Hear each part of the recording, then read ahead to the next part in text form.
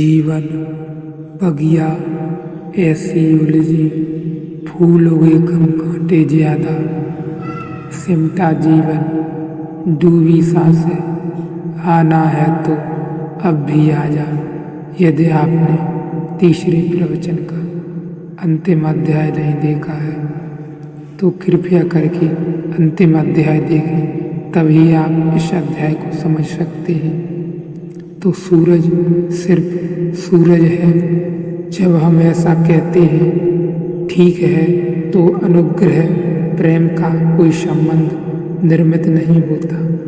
ऐसा नहीं लगता कि सूरज से हमें कुछ मिला है, ऐसा भी नहीं लगता कि हम सूरज की फैली हुई किरणें हैं। ऐसा भी नहीं लगता कि सूरज से हमें कुछ मिला है। ऐसा भी नहीं लगता कि हम सूरज के ही फैले हुए हाथ हैं 10 करोड़ मील दूर, लेकिन हैं हम सूरज की ही किरणें। वही धड़कता है हमारे भीतर, वही जीता है, उसकी ही ऊष्मा है, उसकी ही गर्मी है। तो कोई संबंध निर्मित नहीं होता। लेकिन यह बड़ी नासमझ की बात है, क्योंकि जिससे हमें जीवन मिलता हो उसके प्रति अनुग्रह का भाव न हो तो हमारे भीतर जो श्रेष्ठतम है उसका विकास न हो सकेगा। अनुग्रह का भाव धार्मिक चित्त का आधारभूत लक्षण है। उसी अनुग्रह के भाव पर उसी प्रभु का प्रसाद उपलब्ध होता है। उसी प्रेम के भाव पर ही प्रसाद उपलब्ध होता है।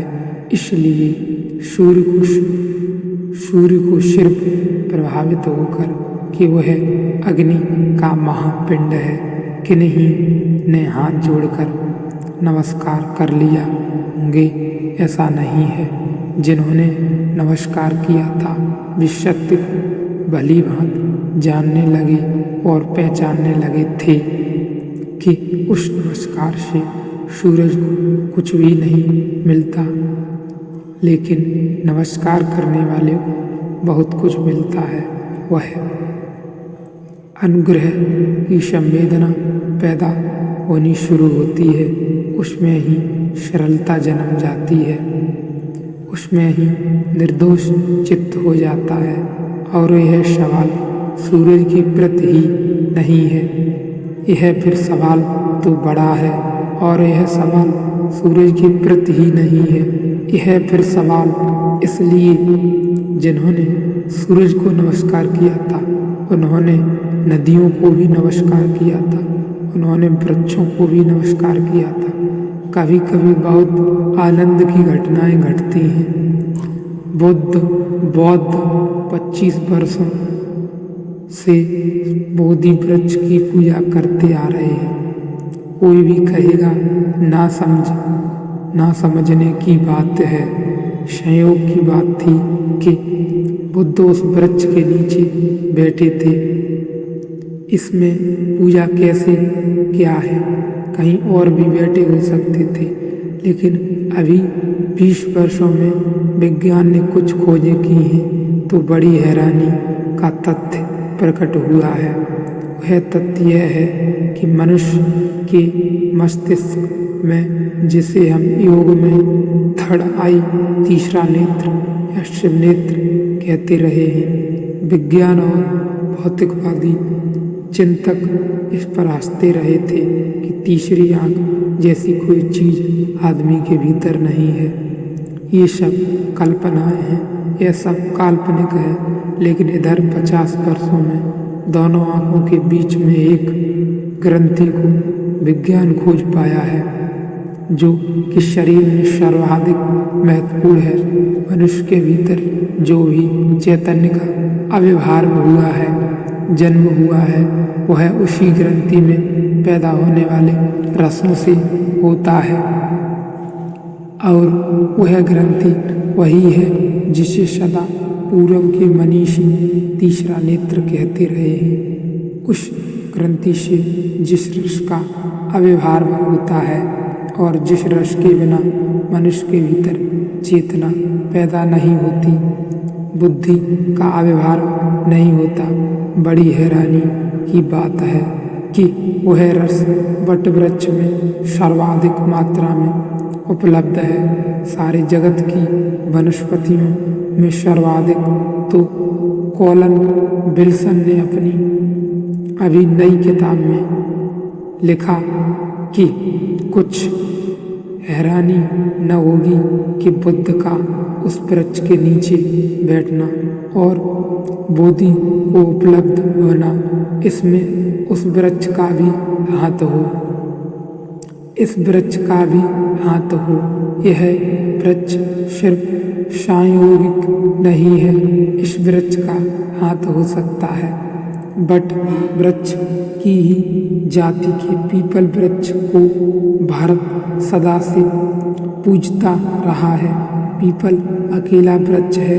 पूरी पृथ्वी की वनस्पतियों में सारे वृक्ष इस अर्थ में पीपल से बिल्कुल भिन्न है। रात को वृक्षों के नीचे सोना या बैठना पीपल को छोड़कर खतरनाक है। दिन भर वृक्ष ऑक्सीजन छोड़ते हैं जो उनके पास होना जीवन के लिए हितकर है, और रात वृक्ष कार्बन डाइऑक्साइड छोड़ते हैं, उनके पास रहना खतरनाक है। रात के समय वे जीवन को हानि पहुंचाते हैं। सिर्फ पीपल अकेला वृक्ष है जो 24 घंटे ऑक्सीजन छोड़ता है। उसके पास किसी भी समय रहे वह जीवनदायी है। तो जिन्होंने इतने वृक्षों के बीच पीपल को अचानक पूजा के लिए चुन लिया होगा, किसी अनुग्रह के भाव के कारण, और बुद्ध का इस वृक्ष के नीचे बैठकर बोधि को उपलब्ध होना सिर्फ संयोग नहीं है, यह भी चुनाव है। इस वृक्ष के नीचे बैठकर ध्यान करना एक वैज्ञानिक प्रक्रिया का हिस्सा है। इस जगत में जिन्होंने अनुग्रह की किरणें खोजनी चाही हैं, उन्हें कड़ से भी किरणें मिलती हुई मालूम पड़ी हैं, जहाँ से भी अनुग्रह का संबंध जुड़ जाता है। हमने उसी जगह को देवता कहा है। देवता का अर्थ है जिसने हमें दिया ही है और हमसे लिया नहीं। देवता का अर्थ है जिससे हमें मिला ही है, सदा मिलता रहा है, नहीं मांगा है तो भी मिलता रहा है, हमने धन्यवाद नहीं दिया तो भी मिलता रहा है। उसका मिलना, उससे मिलना बेशर्त है। तो हमने देवता कहा है और हम उसे कुछ भी नहीं दे सकते लौटाकर, लेकिन धन्यवाद तो दे ही सकते हैं। यह जो चारों तरफ फैला हुआ है प्रभु का विस्तार है, परमपिता का विस्तार है, और इससे हमारे तार तार जुड़े हैं। इस जोड़ का बोध जब इंद्रियों के द्वारा चेतना को होता रहता है तो उसे जागृत कहा है। परमात्मा के द्वारा सूर्य जो ऋषि ने कहा है, सूर्य के द्वारा जब तारों में करंट फैलता है, यानी कि इंद्रियों में चेतना के भर ऊर्जा जागृत होती है, तभी हमें परम का आनंद मिलता है, परम पिता की अनुभूति होती है।